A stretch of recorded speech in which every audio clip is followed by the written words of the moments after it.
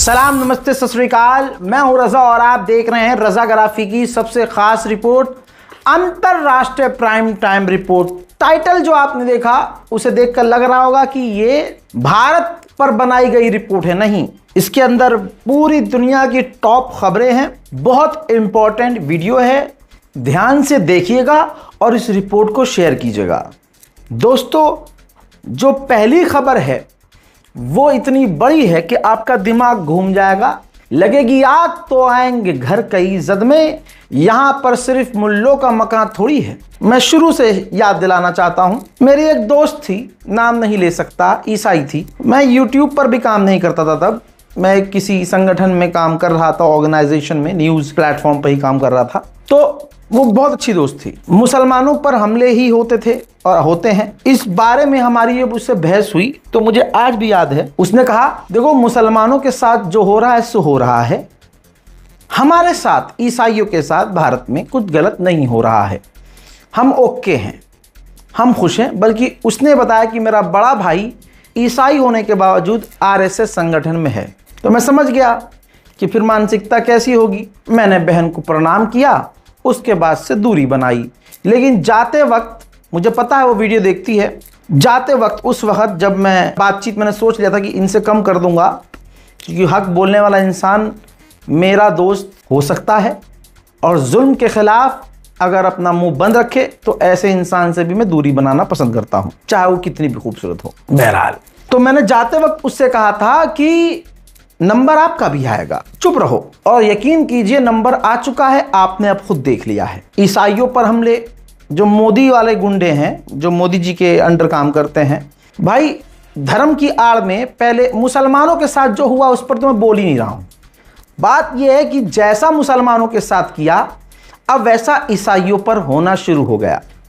ईसाइयों के गिरजा घर पर हमले, साल में बेचारों का एक त्यौहार आता है, उस त्यौहार पर भी गिरजाघरों पर हमले, घरों के अंदर घुसना, यहां तक कि जो सेंटा बनता है या जो बनते हैं सेंटा क्लॉज के कपड़े पहन के, तो आपने उनके ऊपर भी हिंदू समुदाय के द्वारा अटैक्स देखे हैं, उन पर हमले देखे हैं। हिंदू संगठनों ने भाई क्या क्या गंद मचाया है। हर किसी के त्यौहार पर वो जो करते हैं वो किसी से छुपा हुआ नहीं है, सब कुछ सोशल मीडिया प्लेटफॉर्म्स पर और न्यूज़ रिपोर्ट्स में मौजूद है। ईसाइयों पर इल्ज़ाम लगने लगा कि भाई ये कन्वर्जन करवाते हैं। मुसलमानों पर जो लगता था, ठीक जब मुसलमानों पर जुल्म होते थे तो ईसाई समुदाय चुप रहता था, मुस्कुराता था मन मन, अरे इन मुल्लों को तो कोई बात नहीं, होने दो, हम तो ओके है ना। अब ये आग उन्होंने न बुझाने का काम किया, ना आग को रोकने का काम किया। अब ये नफरत वाली आग उनके खैमे में पहुंच चुकी है। इसके पीछे सरकार है। आपको पता है सरकार किस तरह से, मोदी सरकार किस तरह से इल्ज़ाम लगाती है कि विदेशी फंडिंग है। किसी मुसलमान को पकड़ना हो, पकड़ के कह देंगे भाई विदेशी। कितने news channel, platform, YouTube, social media accounts ये कह के बंद करवाए गए कि भाई विदेश से फंडिंग आ रही है, सो हम इसको बैन कर रहे हैं। कितने सारे ह्यूमन राइट ऑर्गेनाइजेशन, यहाँ तक कि जो एमनेस्टी इंटरनेशनल, वो भी भारत के अंदर बंद कर दिया गया। सबको हल्के हल्के करके हटाया गया ताकि जो भारत के नॉन मुस्लिम लोग हैं वो यको तन्हा अकेले हो जाएं और उनके साथ जो मर्जी किया जा सके, ये मजबूत ना हो सकें। अब कुछ दिन पहले सरकार ने ईसाइयों को निशाना बनाते हुए संसद में FCRA नाम का बिल पेश किया। हालांकि वो बिल टाल दिया गया विपक्ष ने और दूसरे संगठनों ने जब भारी विरोध किया। इस बिल में क्या है? इस बिल में मोदी सरकार ने कहा है जो विदेशी फंडिंग आती है, ईसाई संगठन, ईसाई ऑर्गेनाइजेशन, ईसाई स्कूल, हॉस्पिटल, इनके नाम पर उन फंड का इस्तेमाल कन्वर्जन करने के लिए किया जाता है, धर्म परिवर्तन करने के लिए किया जाता है और ये हमारे लिए गलत है। हमें जो विदेश से चंदा आता है उस पर नज़र रखनी है, इसलिए हम ये बिल लेके आ रहे हैं। खैर, विरोध हुआ, बिल को टाल दिया गया, लेकिन अब फिर से संसद में ये बिल लाने की तैयारी है, जिस पर पूरी दुनिया, खासकर अमेरिका का जो ईसाई संगठन है, ईसाई ऑर्गेनाइजेशन है, उसने भारी विरोध जताया है और कहा है कि जैसे मुसलमानों पर जुल्म मोदी सरकार करती है, इंडियन गवर्नमेंट करती है, वैसे ही ईसाइयों पर भी करने की तैयारी में है। यहां तक कि बहुत सख्त जुमलों का इस्तेमाल करते हुए कहा कि भारत को चिंताजनक देशों में डालना चाहिए, भारत पर नजर रखनी चाहिए कि वो अल्पसंख्यकों के साथ क्या कर रहा है। बहरहाल यह भी कहा है कि जो हमारे, ऑब्वियसली हम गवाह हैं इस बात के कि भारत के अंदर बहुत सारे क्रिश्चियन स्कूल हैं जो फ्री में चल रहे हैं, भारत के अंदर बहुत सारे ईसाई अस्पताल हैं अंग्रेजों के जमाने से, हजरात जो सेवा कर रहे हैं, काम कर रहे हैं। अब उस ईसाई संगठन का कहना यह है कि हम सरकार से कोई पैसा थोड़ी लेते हैं, हम विदेशी जो फंड आता है उसी से अपनी ऑर्गेनाइजेशन रन करते हैं। और अगर ये बिल पास होता है तो जैसे मुसलमानों के हाथ पैर काटे गए हैं, हमारे भी हाथ पैर काट दिए जाएंगे।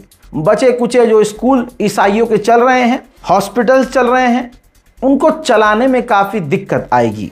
जिस तरह से मुसलमानों को दबाया गया, परेशान किया गया, वैसे ही अब मोदी सरकार ईसाइयों के साथ करने की तैयारी में है। सिर्फ अमेरिका का एक संगठन नहीं, दुनिया के जितने ईसाई संगठन हैं सब अलर्ट पर आ गए हैं।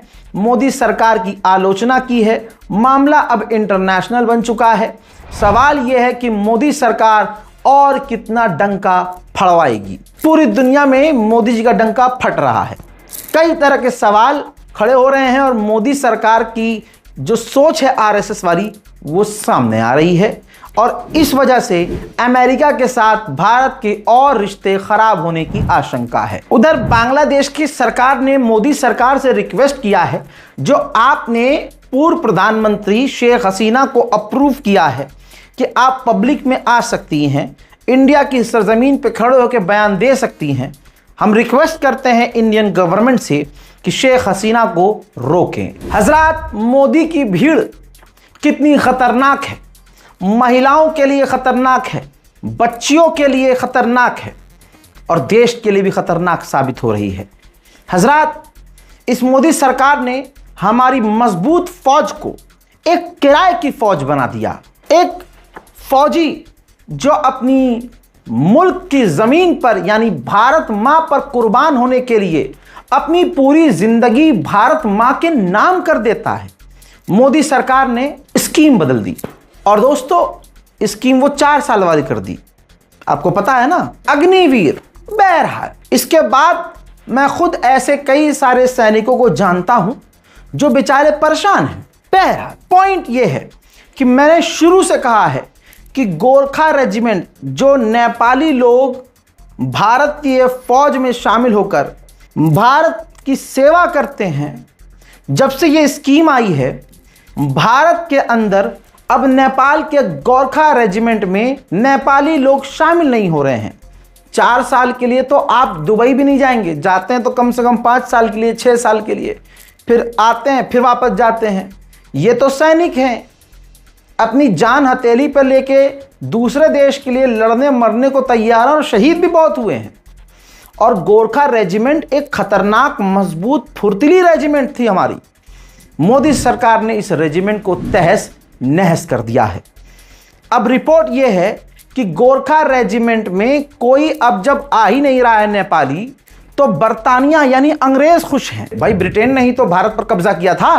तो आज देख लो कि आरएसएस वाली सरकार ने एक बार फिर से अंग्रेज को खुश किया है, अंग्रेजों को खुश किया है। जो अंग्रेजों से कभी नहीं लड़े, आज जब पूरा देश उनके हाथ में है तो वो अंग्रेजों को तो और खुश करने का काम करेंगे ना।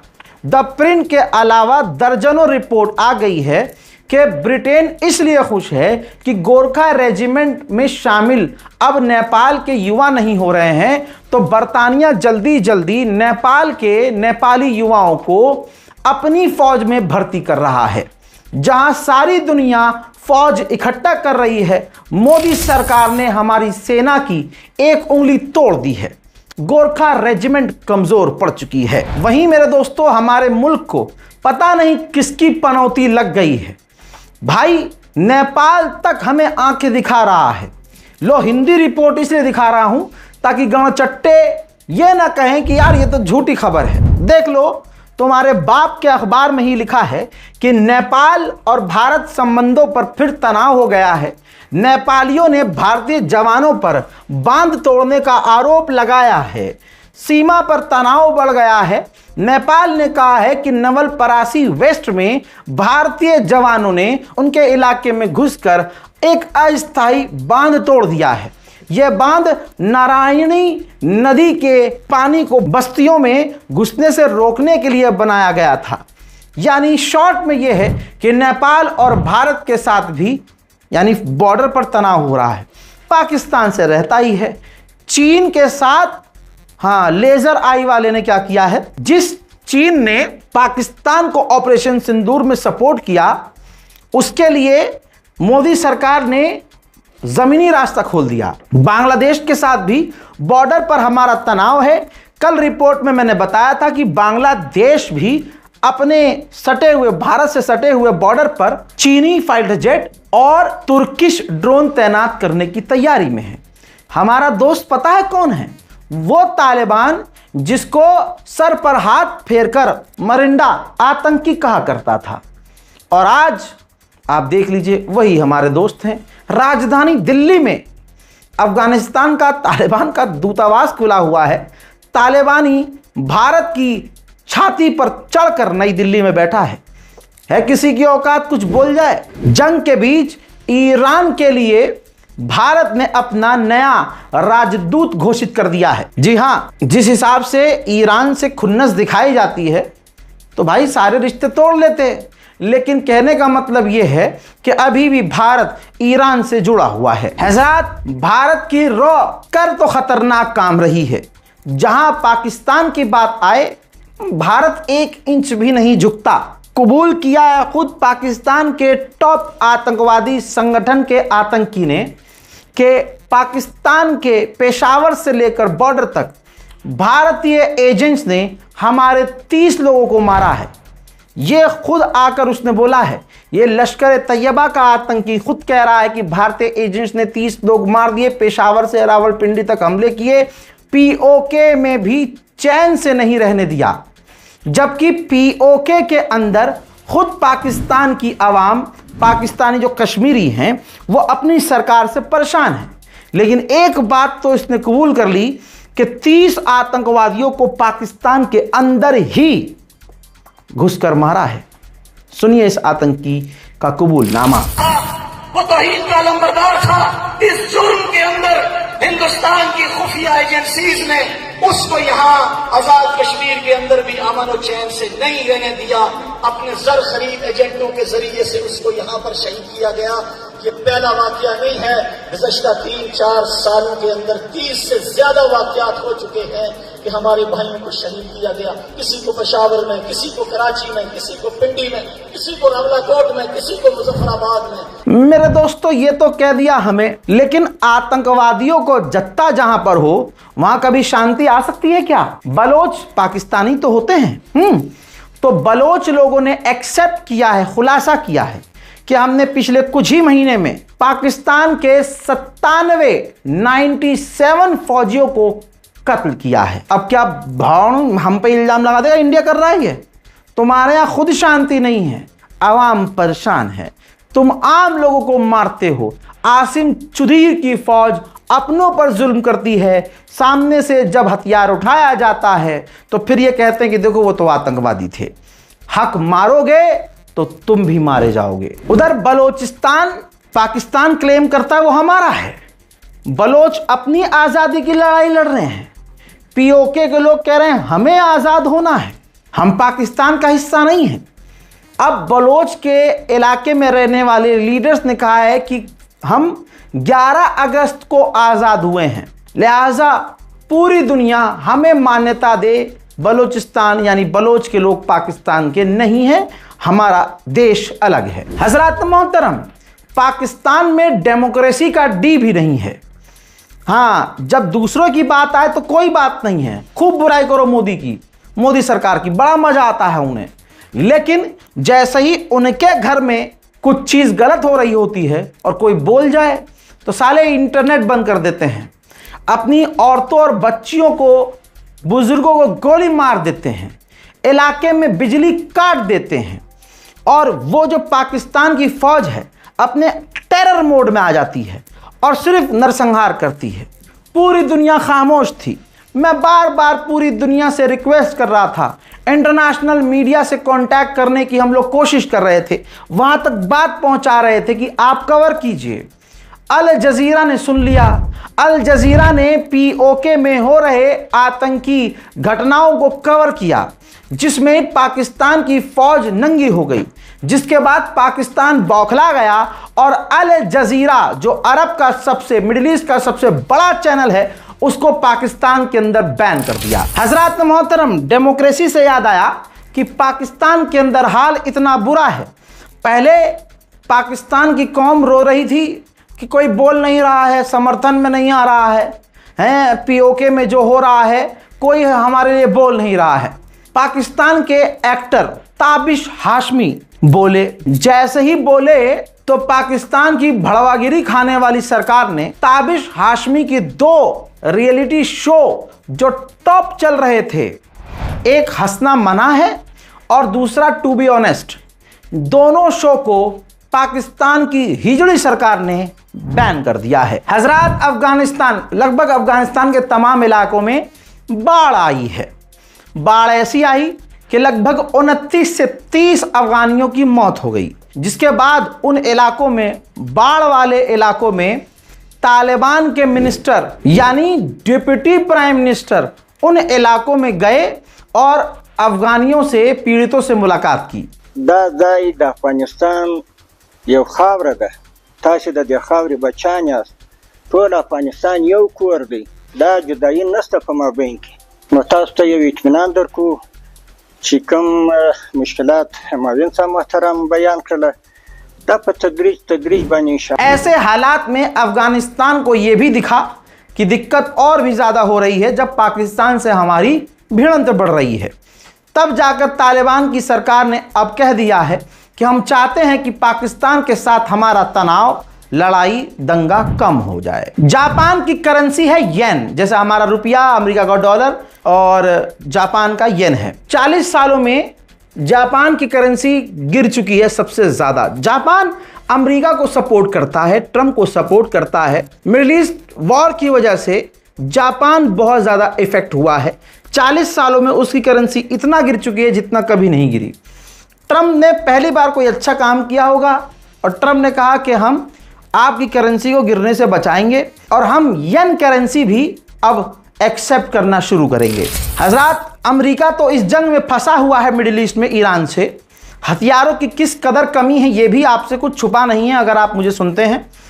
दोस्तों, आपको बता दूं कि चाइना के पास जो रेयर अर्थ मैग्नेट है, यानी एक समझ लिए बच्चों को समझाने के लिए, कोई ऐसा पदार्थ जो काफ़ी रेयर होता है, बहुत कम होता है।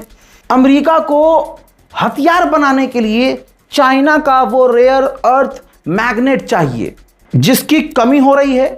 चाइना दे नहीं रहा है। अमेरिका दूसरे देशों से कांटेक्ट कर रहा है कि हमें ये चीज़ें मिलें, लेकिन वो मिल नहीं पा रही हैं, जिस वजह से अमेरिका के हथियार के प्रोडक्शन में कमी आ रही है। हजरात मोहतरम, कहते हैं ना, ऊपर वाले की लाठी में आवाज़ नहीं होती। न बम फटा, न मिसाइल आई, न धमाका हुआ। अब ये तस्वीर देखिए, अमेरिका की राजधानी में वॉशिंगटन में 3 दिन से आग लगी हुई है। 3 दिन से भाई इतनी तबाही मची है कि सुपर पावर अमेरिका 3 दिन से यह आग नहीं बुझा पा रहा है। इतना ही नहीं, 600 घर पूरी तरह से डिस्ट्रॉय हो चुके हैं, तबाह हो चुके हैं, तबाह। 60,000 लोगों को उन इलाकों से निकाला गया है और 1 लाख से ज़्यादा, यानी 1 लाख हेक्टेयर ज़मीन से ज़्यादा इलाका पूरी तरह से जलकर राख हो चुका है। वहीं चीन के अंदर भी एक खतरनाक हादसा हुआ है। हादसे की तस्वीर ये देख लीजिए। चाइना के अंदर एक वेयर हाउस में आग लग गई। आग की वजह सामने नहीं आई है, आग पर काबू पा लिया गया है। फिलहाल किसी के मरने की खबर कंफर्म नहीं है। आइए अब भारत की कुछ खबरें जान लेते हैं जो बहुत बड़ी हैं, लेकिन वो हाईलाइट नहीं की गई हैं, क्योंकि आपको पता है जो मोदी वाले पत्रकार हैं, मोदुली के पत्रकार, भारत के अंदर हिंदू मुसलमान के बीच खाई खोदने में उनका गहरा हाथ है। बहुत तगड़ा। हजरात, ऐसा कोई त्यौहार, मुसलमानों का त्यौहार आता है तब मुसलमानों को प्रताड़ित किया जाता है, जब हिंदुओं का त्यौहार आता है तब भी मुसलमानों को प्रताड़ित किया जाता है। हर मोड़ पर मुसलमानों के धर्म के साथ खिलवाड़ किया जाता है, उनकी मान्यताओं को ठेस पहुंचाई जाती है। अब कावड़ चल रहे हैं, अब अगर भोले जा रहे हैं तो जाइए। मोदी ने, योगी ने आधा देश बंद कर दिया आपके लिए, लेकिन क्योंकि फसादियों को फसाद करना है तो हिंदू संगठन की कुछ महिलाएं कावड़ लेकर, जी हां, कावड़ लेकर वो भोले वाले रास्ते पे नहीं गई, वो गई ताजमहल। 11 महिलाएं कावड़ लेकर ताजमहल पहुंची। ताजमहल को तेजो महल भगवान शिव मंदिर बताते हुए जल अभिषेक की मांग की है। पुलिस ने रोक तो लिया है, लेकिन पुलिस पर क्या भरोसा। कावड़ लेकर जाने वाली महिलाओं हिंदूवादी नेताओं में मीरा राठौर भी शामिल हैं। यह बहस वहीं हो रही है। मीरा राठौर पूर्व में एक शराब कारोबारी से रंगदारी मांगने के आरोप में जेल जा चुकी हैं। जेल की तस्वीर ये देख लीजिए पुरानी, ठीक है। ये जितने भी हिंदूवादी नेता हैं, इन सबका क्रिमिनल रिकॉर्ड है। क्योंकि इनको आगे जेल नहीं जाना है तो सरकार को खुश करने के लिए, मोदी जी को खुश करने के लिए ये स्टंटबाजी इनको करनी पड़ती है। मैं एक कट्टर हिंदू से पढ़ा हूं। मेरी क्लास टीचर पूरी इस पहली क्लास से 8वीं क्लास तक 3 टीचर्स रहीं, और जो मेरी आखिर में जो टीचर थी, क्लास टीचर जो अटेंडेंस लिया करती थी और सबसे खतरनाक थी भाई, रेखा मैम, संस्कृत पढ़ाती थी। संस्कृत में 95% मार्क्स थे मेरे। ये वीडियो, मेरा वीडियो थोड़ा सा फेमस हो गए हम, तो हमारी प्रिंसिपल को पता चल गया कि हाँ अब ये यूट्यूबर बन चुका है, तो अल्लाह उनकी सेहत को ठीक ठाक रखे, उनको सलामत रखे। वो भी मेरा वीडियो देखती हैं और हो सकता है वो वीडियो देखें। ये देखें, मैं बता देना चाहता हूं कि रेखा मैम जो संस्कृत की मैम थी, हमारी संस्कृत पढ़ाती थी, उससे पहले और भी टीचर्स थे, योगेश सर, सर्वेश सर, कोई मुस्लिम टीचर नहीं था। लेकिन कभी भी 10 सालों के अंदर उन्होंने कभी ये फील नहीं करवाया कि तुम्हारा धर्म नीचा है, हम सर्वोपरि हैं। नहीं, दिन की शुरुआत हमको मन की शक्ति देना दाता, मन का विश्वास कम होना, इससे शुरुआत होती थी। हालांकि आज भी थोड़ी सी रह गई है नीचे लंबाई। क्लास और स्कूल में हम भी भाई और छोटे थे, लेकिन हरामी बहुत, जितना छोटा उतना घोटा। बाल पकड़कर रोज पिटैया होती थी और पता नहीं था हमें क्यों मारा जाता था। लेकिन प्रेयर करवाने में हम 4 लोग सबसे आगे, जैसे एक हॉल होता था, हॉल में सब इकट्ठा होते थे प्रेयर का बेल बजते ही, और लाइन लगती थी 4, जिसमें 2 लड़के 2 लड़कियां, और अगर किसी का मन किया तो भाई 6 हो गए बच्चे।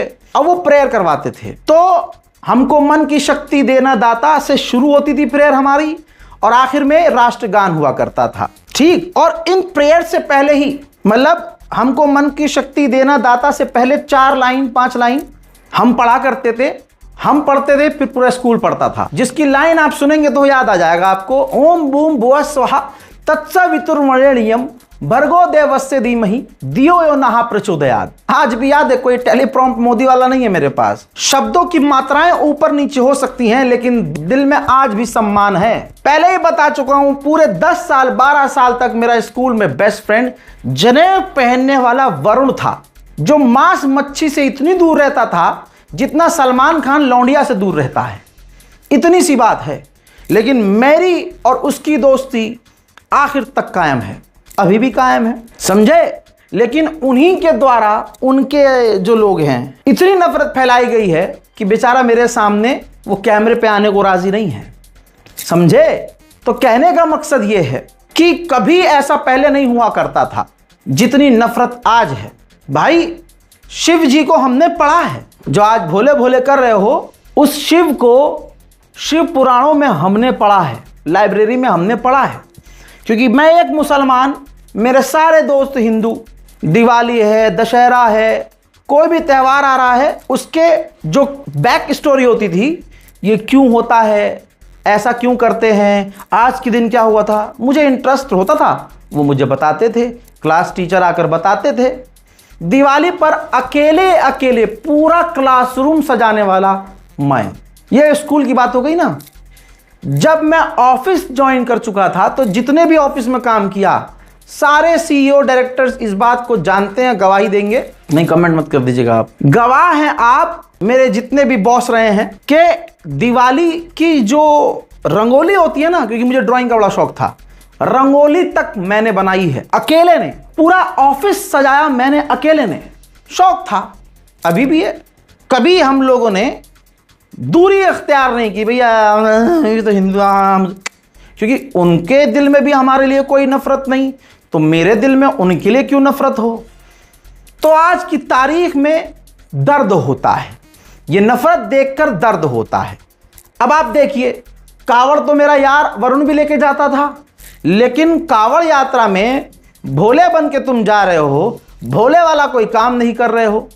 इस पर हिंदू खुद सवाल उठा रहे हैं कि भाई तुम चलो जो नशा करते हो, हुक्का छल्ले निकाल रहे हैं, डीजे तो है ही, पार्टी चल रही है, ये कौन सी मर्यादा है भाई? इससे प्रभु खुश होंगे?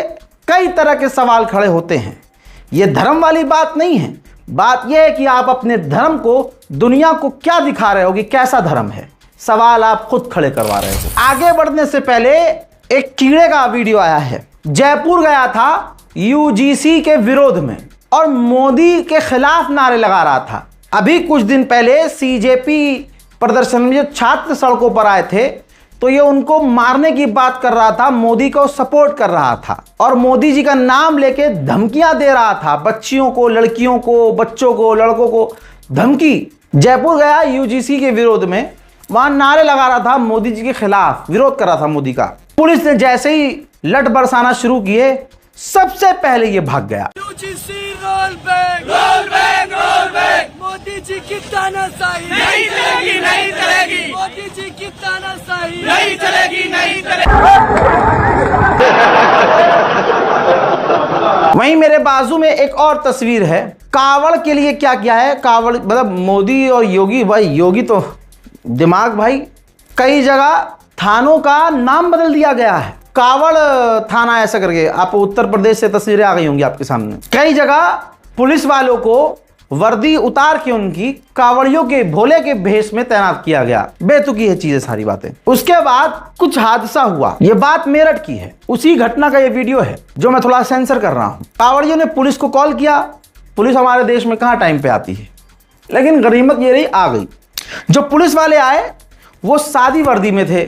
सादी वर्दी में तो जंतर मंतर में भी गए थे, लेकिन जंतर मंतर पे सादी वर्दी वालों के ऊपर छात्रों ने हमला नहीं किया था। यहां जो सादी वर्दी में पुलिस आई तो लेट आई। इस बात पे गुस्सा होकर भोले ने पुलिस वालों को ही भर्ता बना दिया। यह घटना का वीडियो है, आगे सफाई आएगी पुलिस की तो मैं आपको वो सुना दूंगा, दिखा दूंगा। संस्कार की बात होती है और मुझे हिंदू समाज में, हिंदू धर्म में संस्कार क्या होता है मैं अच्छे से जानता हूं। वजह आपको पता है मैं क्यों जानता हूं। यह संस्कार है। मुसलमान 2 रकत नमाज नहीं पढ़ता, मुसलमानों को तो किनारे कर दो। अब तो बात ईसाइयों पर आ चुकी है, वो अपने घर के अंदर प्रार्थना करते हैं तो एक भीड़ पहुंच जाती है एक धार्मिक नारा लगाते हुए, वो भीड़ यही होती है। अब अलग अलग तरह के दावे किए जा रहे हैं, लेकिन क्या ये देखने में आपको भक्त लग रहे हैं? क्या ये संस्कारी नजर आ रहे हैं? ये सवाल है, जो करना है आप तो कर ही रहे हैं। ये हर साल का मामला है। क्या पहले कावड़ नहीं जाया करते थे? क्या पहले भोले नहीं जाते थे? ये 2014 के बाद से ये अचानक से कोई धार्मिक प्रोग्राम हिंसक कैसे हो जाता है? भोले नाम में ही शांति है, भोले नाम में ही प्रेम है। भोले अगर एक खड़ा हो तो 50,000 की भीड़ जो किसी पर हमला करने आए, भोले वो होता है जो अकेला उन्हें रोक ले, अपने संवाद से, अपने बातों से और बल से भी। अपने बल का प्रयोग मासूमों को बचाने के लिए करता है, उसे कहते हैं भोले। क्योंकि भोले सिर्फ तुम्हारे नहीं हैं, तुम ही कहते हो ना, पंडित जी खुद ही कहते हैं भोले तो भाई पूरे संसार के हैं। तो आप देखिए कि लखनऊ में क्या हुआ। हालांकि वहां के हिंदुओं ने भी कड़ा विरोध किया। कुछ हुआ होगा, स्कूल की वैन थी, बच्चियां और बच्चे उस पे बैठे थे। भाई कावड़ियों ने उस गाड़ी के ऊपर हमला कर दिया, चाहे उसकी टक्कर हुई हो, कुछ भी हुआ, लेकिन भाई गाड़ी के अंदर बच्चे हैं मासूम, उनके ऊपर हमला कर दिया, शीशे तोड़ डाले गए, बड़ा हादसा हो सकता था। माता पिता रो रहे हैं, हिंदू ही विरोध कर रहे हैं कि भाई हम भी तो हिंदू हैं, ये काम हम तो नहीं करते। ये क्या हो गया है देश को? देखिए ये इतने छोटे छोटे बच्चे इस गाड़ी के अंदर बैठे हुए थे, जिसपे यहाँ पे उन्होंने पत्थर से वो किया है, और आप देख सकते हैं यहाँ पे बच्चों के चोट तक के भी आई है, शीशा अंदर टूटा हुआ है। स्कूल जा रहे थे बच्चे, हल्का सा गाड़ी से उनका वो चोट भी लगा। उसके बाद उन्हीं ने यहाँ पे इस पे गाड़ी में पथराव कर दिया, और ये भी नहीं देख रहे थे कि इसमें बच्चे बैठे हुए हैं। ये गाड़ी नंबर भी दिखाना चाहूँगा आपको। ये चरक चौराहे की बात है, चरक चौराहा मेन चौराहा है, आप देख सकते हैं, यहीं की घटना है। और ये बताइए, ये हादसा आपके सामने हुआ, क्या कर रहे थे वो लोग? गाड़ियाँ ले लेके दौड़े हैं और गालियाँ बक रहे थे, गालियाँ बकते हुए गए हैं।